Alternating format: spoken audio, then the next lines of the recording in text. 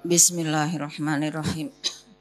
Ila hadratin Nabil Mustafa Muhammadin sallallahu alaihi wasallam wa ala alihi wa ashabihi wa azwajihi wa dhurriyyatihi wa ali baitihi wa ila hadrati ruhi Al-Fahir Muhammad Jazuli bin Ashmuni wa ila ruhi Abu Khalil Al-Bab Syekhun wa ila hadrati dhihni wa dhihnikum wa dhihni ahli wa dhihni ahlikum syaulillahi lahumul Fatihah.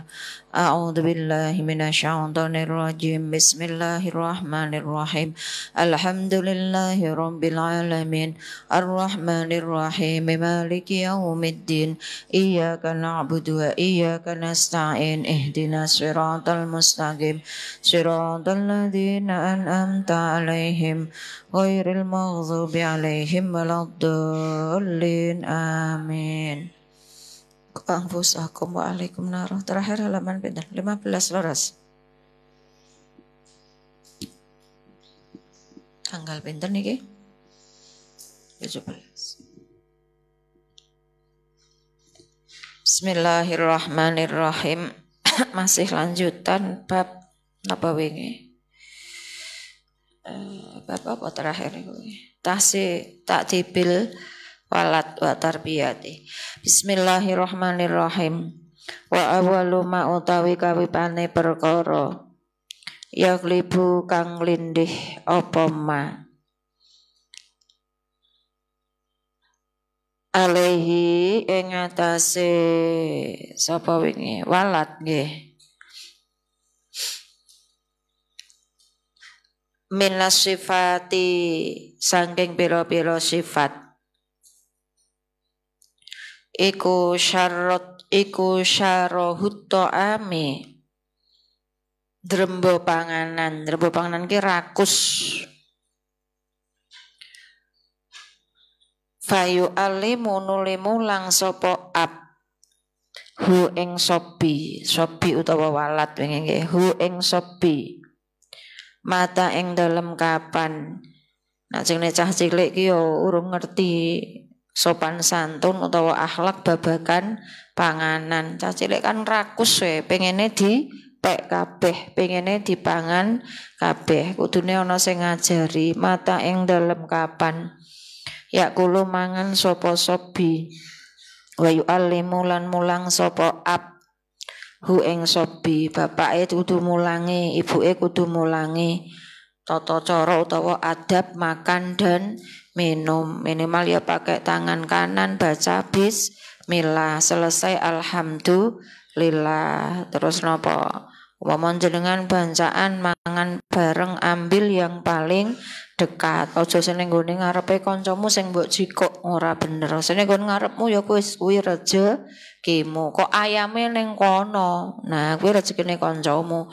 Aja tangamu ngangkrah ngeten mboten. Kecuali memang kancamu sing pengertek digeke ning tengah gen padha njupuke. Anahu satuhune sobi iku la yusri'u ora cepet sapa sobi fil akli ing dalem mangan wayam ulan mamah sapa sobi atau ama ing panganan madhahun kelawan mamahan jayidan kang bagus.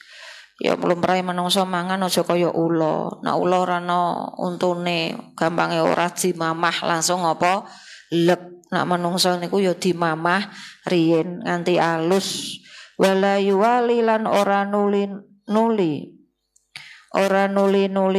sapa sobi benal lukomi ing dalem antarane pulukan. Ya cara muluk ya aja kecepetan. Ya samar nak rauman ya nggih ora cepet ora uman ora ku manan. Ya makane cah pondok riyen prinsipe mangan ora cepet ya ora uman. Ya tapi tetep kudu ana jarake lah. Aja kaya ning gone napa nika nang ning gone FB nika to mukbang apa jenenge nang Mbak mukbang nggih. Nggih niku kan mangan kaya ora ana etikane. Mangan sak wakeh-wakehe terus pulukane jarake ora ana jarake diloloh terus. Walayal tahulan ora nggo pai sapa sobi ya dahu ing tangane sobi wala saubahu lan ora pakaiane top sobi. Wa yu'awidu aja mangan sampai napa niku ibarate kudung apa klambi niku nganti drojos gopak kecap, gopak caos, gopak minyak. Wa yu'awidu lan biasaake sapa abhu ing sobi al khubza ing roti al kofaro kang tawar. Nah iso mangan aja kakean legi roti. Karena apa yang disebut roti ya mergo mereka gandum utawa makanan pokoknya roti. Nah mangan roti aja sing legi sing tawar wae. Mergo kakean legi saiki ya dadi penyakit napa gula atau diabetes. Fi ba'dil auqati ing dalem sebagiane pira-pira wektu. Hatta la yasiro sehingga ora dadi sapa sobi bihaitsu yura kelawan sekerine nekotake utawa weruh sapa sobi al idama ing lawuh hasman kelawan pesti. Ya ana lawuh ya dikira-kira ana kancane ana dulure ana wong wone aja dume enak ya terus dipangan dhewe. Wa yuqabihulan ngalakake sapa ab gawe ala sapa ab ngalakake iki gawe ala indahu ing dalem sandinge sobi kasrotal akli ing akahe mangan. Kandhani mangan ku secukupnya, sing penting wis wareg aja nganti kemlakaran, aja nganti glegen kemlakaran berarti kamu di atas porsi kamu. Bi ayu syabbiha kelawan yen to nyerupakake sapa ab hu ing sobi man ing wong yukasiru kang ngakeh-ngakehake sapa man al akla ing mangan bil bahaimi kelawan pira-pira raja kaya. Mergone menungso kuwi mangane ora kaya kewan. Nah kae kewan kuwi istilah ngetinggayemi. Mangan ora ana rampunge. Jenengan deloki kae sapi kebo kan cangkeme obah wae. Mbah ana pakanane mbah ora ya wis cangkeme obah wae. Lah menungso kuwi ora raja kaya. Wancine mangan ya mangan, wancine ora ya aja mangan, aja ngemil wae. Wa ayu ya zumma lan yen to nacat utawa maedu sapa abena yatehi ing dalem ngarepe sobi asobia ing bocah cilik alladzi ya sobi yukasiru kang ngakeh-ngakehake sapa sobi al akla ing mangan wayam dahulan muji utawa ngalem sapa abena yadahi ing dalem ngarsane ab asobia ing bocah al mutaaddiba kang berbudi al qalila kang sithik al qalilal akli kang sithik mangane. Ya kudu dialem, yo nak salah dikandani tapi nak bener dikasih prestasi. Ya ngono to nak ngono to nduk mangan wis sithik wae sak kamote wetenge aja nganti kakean. Jikuk ya dikira-kira entek.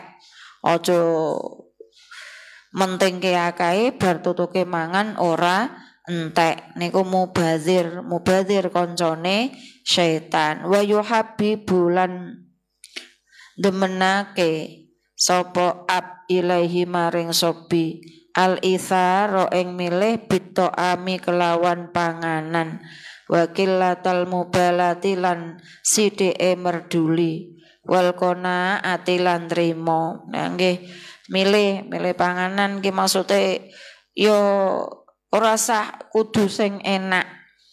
Ya ana ning kuwi wong tuamu isone nyukupe kuwi, isone nukoke kuwi ya wis dipangan.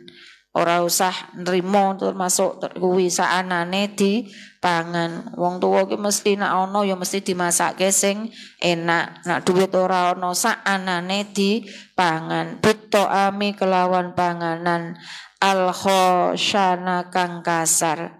Ayu to'ami iku tegese endine panganan kana ana apa to'am wa yuhabibu lan demenake sapa ab ilahi maring sobi minas siyabi saking pakaian. Selain mangan wong tua ngajari anak berpakaian yang baik. Al abyadhi kang putih. Nak ning mriki yo mergo ning Arab mereka rata-rata nganggone putih. Warna pakaian niku rata-rata kalau enggak putih hitam. Ya tapi minimal tembrek iki pakaiane sing resik, pakaiane sing sopan. Dunal maluna ora werna-werni. Ana mriki niku ya pakaian iki jenengan sing ngeten aula no pirang werna jenengan hitung. Ya minimal pakaiane sopan, wayahe ngaji yo nganggo klambi, aja sampe nggo kaos. Umpama nggo kaos yo dirangkepi nganggo jas. Karena apa? Pakaianmu menunjukkan jati dirimu. Nah, jenengan urung iso cara berpakaian yang apik ya berarti isi otakmu, isi pikiranmu urung kebak. Wal ibroisi milan sutra. Jumeneh kok nganggo sutra. Ibarat sutra itu simbol pakaian yang mahal. Yo kena nggo pakaian apik bermerek tapi ana nggon-nggo nane ning pondok yo sing sederhana. Klambi bermerek yo engko dienggo nak ning ngomah. Wa yuqarri rolan yen to netepake sapa indahu ing dalem sandinge sobi andalika saking mengkono-mengkono dunal maluna. Nah iso wong tua harus memberi batasan pakaian yang pantas sing entuk dinggo. Ya, misalkan memberi batasan pokoke mulai wis gedhe aja nggawa celana apa meneh jin. Lah iku termasuk peraturan rumah per rumah. Nah, jenengan pengen anake besok mbok lanang wong wedok apa meneh terutama cah wedok bisa berpakaian yang sopan itu ya berawal dari keluarga. Nah, wong tua duwe aturan ora entuk nggo pakaian kaya ngene, ora entuk nganggo sing ngene dibatasi ya anak mesti iso moto. Annadzalika sak temene malunal wal ibroisim pakaian sing werna-werna utawa sutra iku libasun nisa'i pakaiane wong wedok. Lah niki nek wong wedok jadi maklumi nganggo pakaian yang warna-warni, nganggo pakaian yang bermodel-model. Tapi nek calanang kanggone jenengan napa? Nak rahim yo koko. Nggih to, tapi nek cah wedok modele sak pirang-pirang. Wal mukhonnisina lan pira-pira wong kang mukhonis niku napa wandu nggih. Istilahnya napa? Bencong ya wis. Nah sing ngono kuwi nek wong wedok yang bencong. Wal mukhonnisin lan wong wandu. Apa bahasa Indonesiane wandu ki? Waria, wanita bersenjata pria. Nah ngono ya pria bersenjata. Tapi biasanya pria wanita ya, bener ya. Bencong ki lanang macak wedok, mulakno waria, wanita tapi senjatane pria. Iya waria sing katenan kuwi. Minar rijali saking pira-pira wong lanang. Nah wis wong lanang ditampa lah. Ya wis pakaiane wong lanang ki ya wis ngono kuwi. Wa mahmalan kaya apa ro'a ningali sapa ala sobi ing atase bocah sauban ing pakaian bin ibroisi min saking sutra au malunen utawa werna-werni payam bagi nuli prayoga apa ayas tangkira yen to ngingkari sapa hu ing sobi wa yazmalan maitu utawa nacat sapa zalika ing mengkono-mengkono maluna wal ibroisim. Nek umpama anake nggo pakaian sing aneh-aneh ki ya dilokke, dikandani. Wong pakaian cah wedok sliwir-sliwir ana apa kae jengking ketok sing pake. Nah ngono niku nek umpama ngono utawa cah lanang ya nggo pakaian sing ora pantes ya dilokke. Sumayam bagi nuli prayoga. Apa ayu qaddama yen to den ejokake ilal maktabi maring sekolah jen ejokake sapa mau sobi ilal maktabi maring sekolahan wayasgula ayu qadima wayasgula lan ketungkul menyibukkan diri sapa sobi bita'allumil Qur'ani kelawan belajar Quran. Niki wong tuwa anak mes regep mes sekolah apa ora ya wong tuwa. Wa bi ahadisil anbiya'i lan kelawan hadis-hadis nabi. Kulino anake belajar Quran, belajar hadis. Wa hikayatis sholihin lan pira-pira critane wong soleh, cerita sejarah masa lalu. Wal akhyari lan pira-pira wong pilihan. Wa malan perkara bakang parek apa ma. Zalika mengkono-mengkono ta'allumil Quran atau hal-hal yang terkait dengan Al-Quran kuwi dipelajari. Wa yumna'u lan den cegah sapa sobi min sima'il asy'ari saking ngrungokake lagu nyanyi kayak apal kabeh gitu. Saiki nyanyian apa wae apal, tapi kadang surat-surat pendek ora apal. Allati hiya asy'ar fiha iku ing dalem as'ar. Zaka zikrul asyiki utawi nutur bronto, nutur rindu. Mergo rata-rata lagu itu terkait dengan suasana hati, terutama dengan percintaan. Lagu sing laris ya wis kaitannya dengan suasana hatine cah nom. Wa ahlihi lan ahline asyik. Wa yahfadzu lan ngreksa sapa sobi mim mukhalatatil adba'i saking campur kumpul ahli adba itu beradab. Mim mukhalatatil adba'i saking campur wong-wong beradab. Yo dijogo pergaulane, aja angger golek kanca. Goleke kanca wong sing sopan, mesti awakmu dadi sopan. Golek kanca sing sregep, mesti awakmu ya dadi sregep.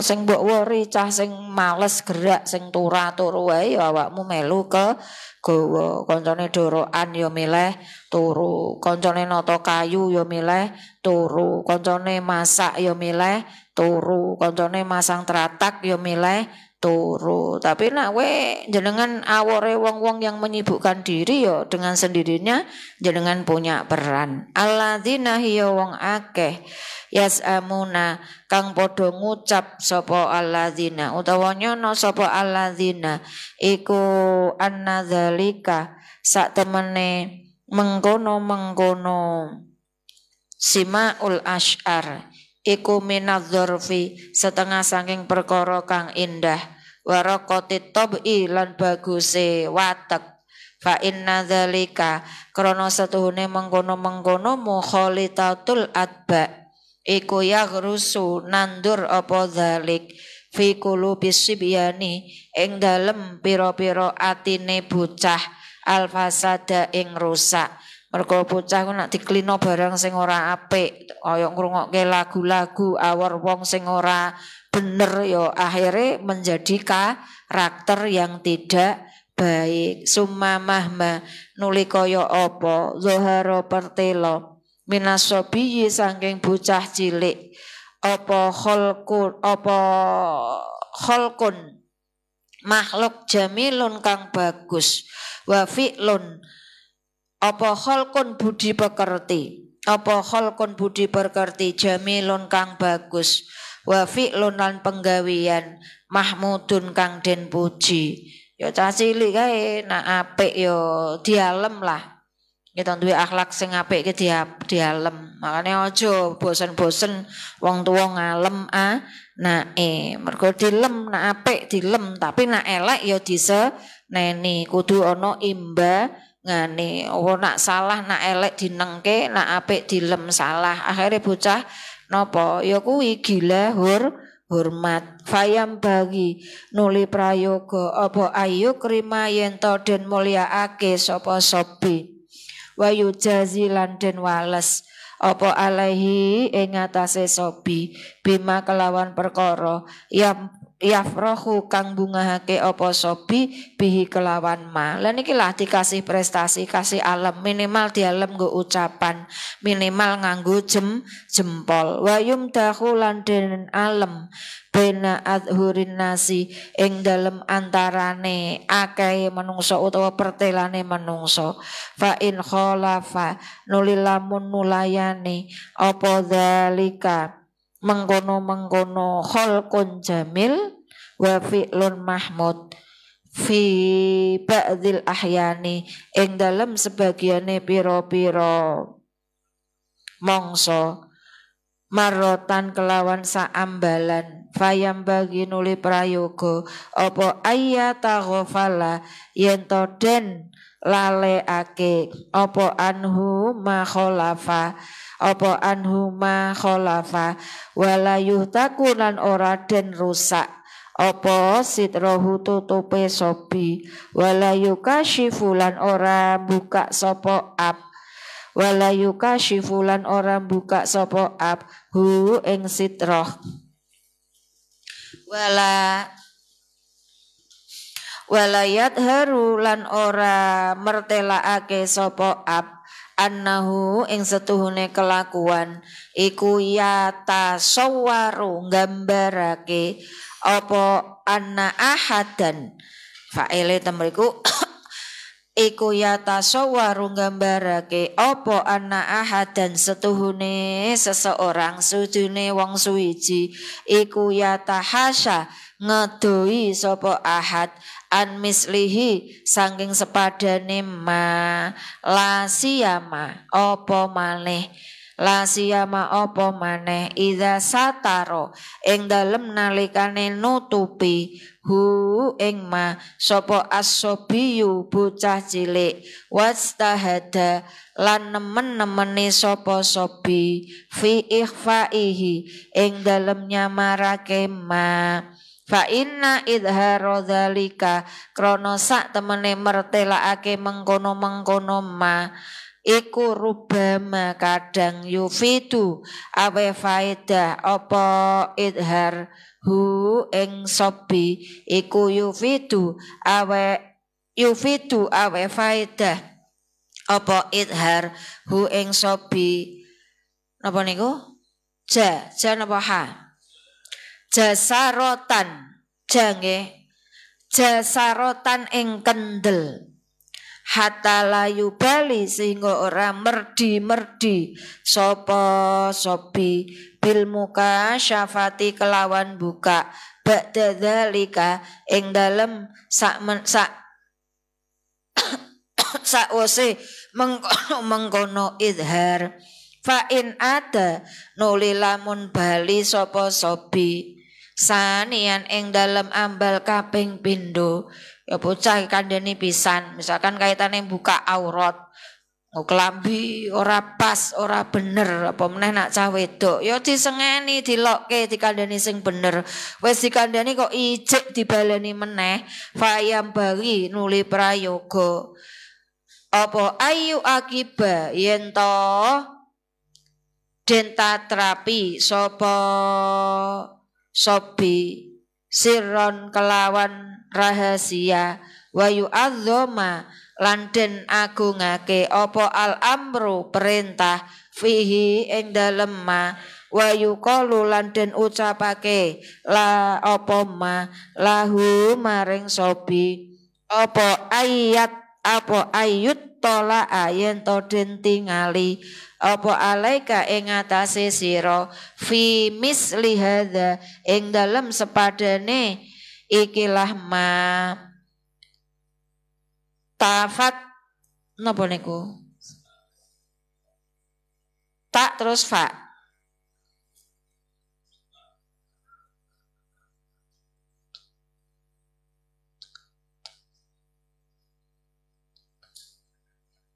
insyaallah tatafadzahu tak fa nggih tatafadzahu kaweleh sira bainaya dayin nasi ing dalem antarane ngersane menungso wala yuksiru lan ora ngakeh-ngakehake sapa alqaula ing omong alaihi ing atase sobi. Nggih mergo nek anak apik anak utawa eleke anak kuwi mesti dikomentari tonggo apa meneh nak elek. Nak apik dikomentari apik wong tuwa seneng, tapi nak elek dikomentari wong tuwa ya melu kecangking.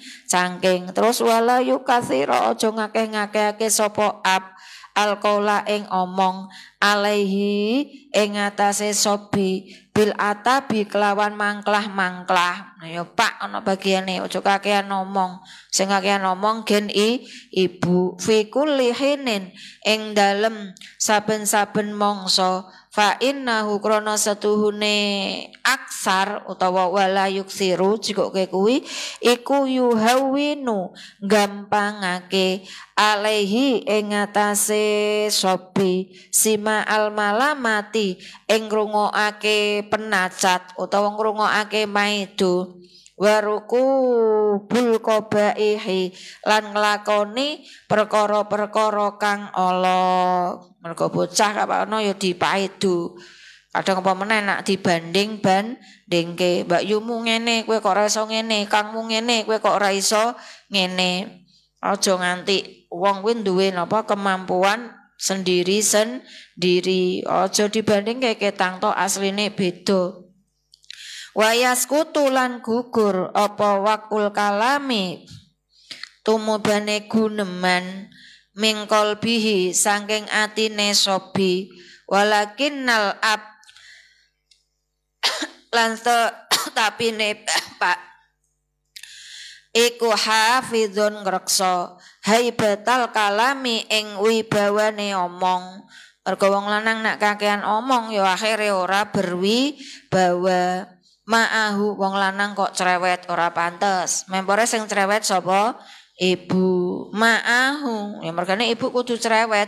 Ibu meneng yo anake ora dadi garapan. Ma'ahu sertane sobi iku layu bihu ora milih-milihake sapa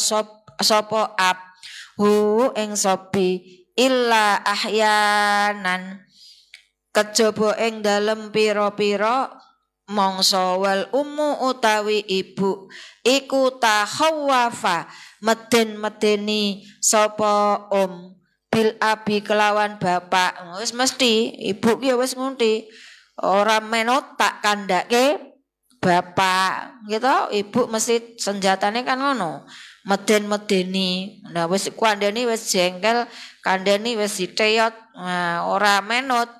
Sing terakhir napa medeni kandhake bapak wa tazajjara lan nyegah sapa hu ing sobi anil qabaihi saking perkara-perkara kang ala. Pemene nak ibu niku kudu nggih ngandani sing cerewet ibu ya sing ora entuk ya dikandhake ora pantes ya diseneni. Wayam bagilan prayoga apa ayamna yen to nyegah sapa sobi annoma ing turu naharon ing dalem wektu awan. Lagi malah nek iso aja turu awan.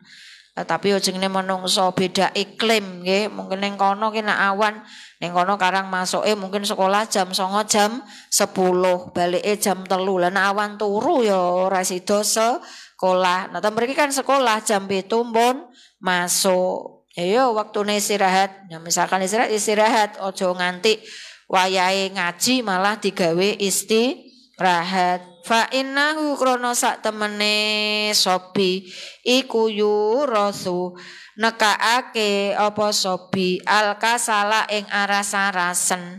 Mergo turu awan kuwi ndadekke aras-arasen. Wala yumna ulan ora den cegah apa sapa sobi annauma ing turu lailan ing dalem wektu wengi. Nak turu gen tokno nak turu pas wengi daripada ngluyur tekan ngendi walakin tetapine yumna uden cegah sapa sobi alfirasha ing lemek alwati ata ing alus. Nah nek iso yo aja kei tempat tidur sing apik ndak ora iso tangi hatta tasallaba sehingga atos apa adzauhu anggo pira-pira anggotane sobi. Nah ning kene nak turu nggon alus malah ndadekke awake lara kabeh.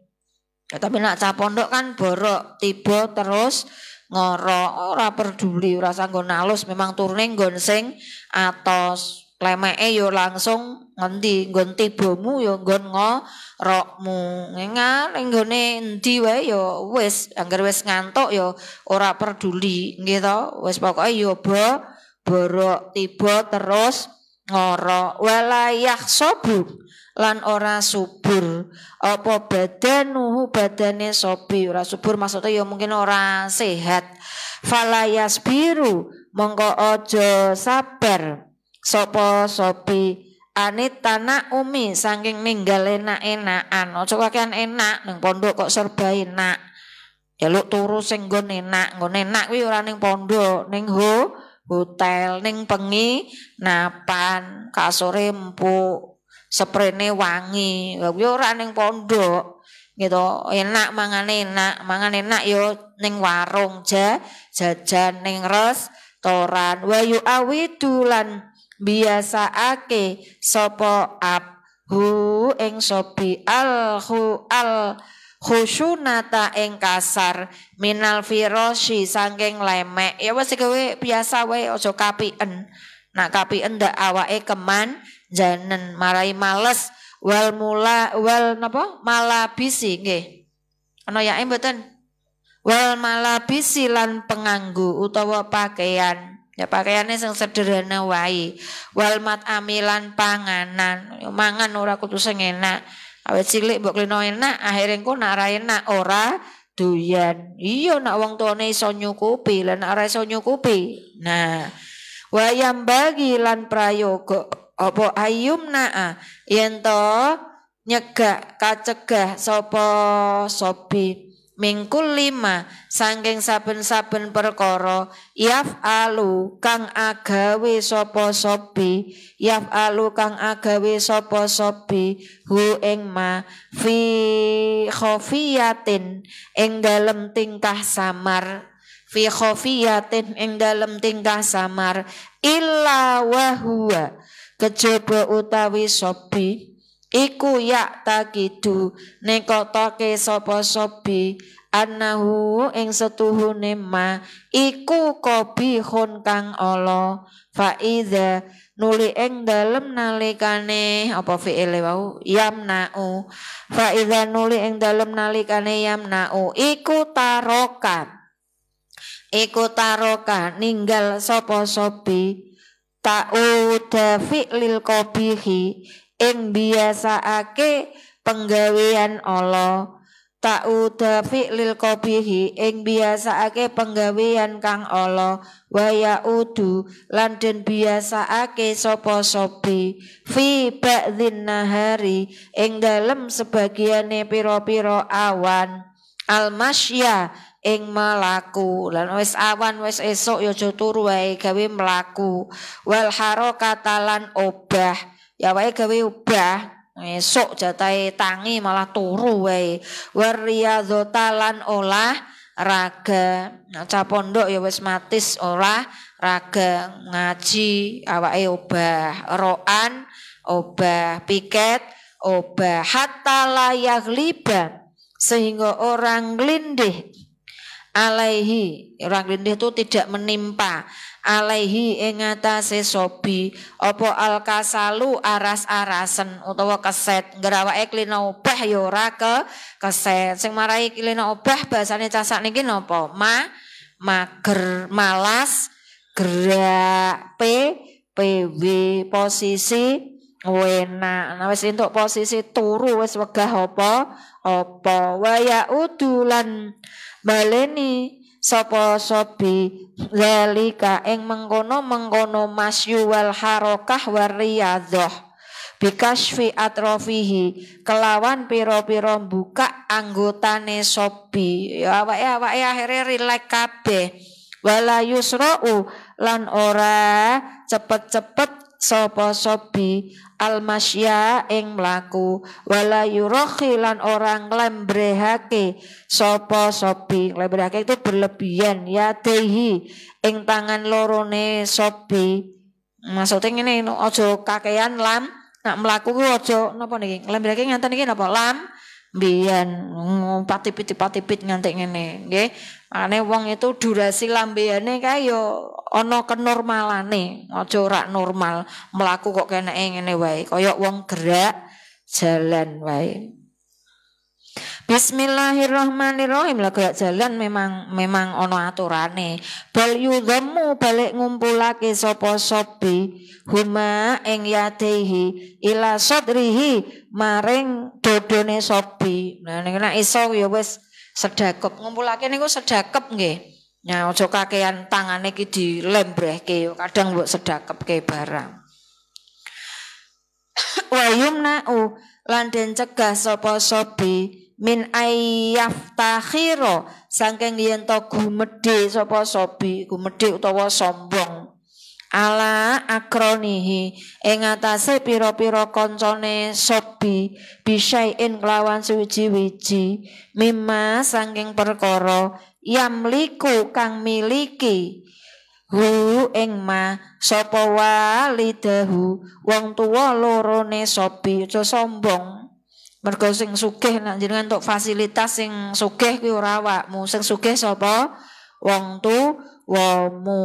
Nggih to ning kene padha bibinau, urung duwe apa-apa. Sing mbok daku omah gedhe omahe wong tuwamu. Sing duwe mobil ya mobile wong tuwamu, montor ya weke wong tuwamu. Kowe urung duwe apa-apa. Mimmato amihi saking pira-pira panganane sobi. Mangan ya wis padha kancane. Ya, aja marah-marahi kancane, dumeh duwite akeh, terus mangane sing enak. Akhire kancane kemecer napa mboten? Ya kemecer, akhire kancane ya duit sing jakjane ana butuhe ya digawe mangan. Wa malah bisihi lan pira-pira pakaiane sobi. Pakaian yo sing sederhana, lumrahe cah pondok. Ana larene kula. Yo ketang to iso ana pakaian sing apik. Lah tapi yo nak ning gone pondok yo pakaian sing sederhana. Aja dipingin-pinginke koncone. Sing apik kaya kene omah, dienggo nak pengen yo nak pas ning ngomah, aja ning pondok ya wis lumrahe kaya koncone. Wa malazudatihi lan pira-pira enak-enakane sobi. Wis pokoke ning pondok wayahe bibinau wayahe sekolah kuwi sing sederhana. Wallahu a'lam bissawab wal khata.